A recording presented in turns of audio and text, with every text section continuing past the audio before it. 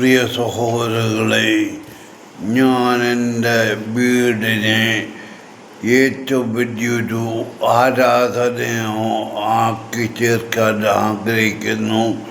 വേറൊന്നുമല്ല, ആർക്കും ദ്രോഹം ചെയ്യാനല്ല.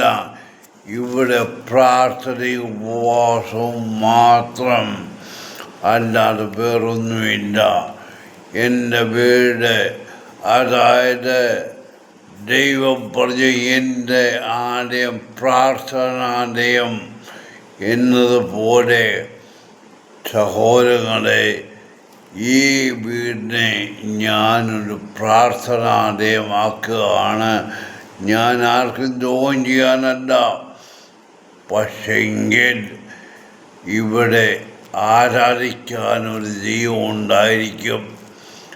അത് വേറൊന്നുമല്ല, എൻ്റെ ജീവിതമാകുന്ന നൗകയിൽ ഞാൻ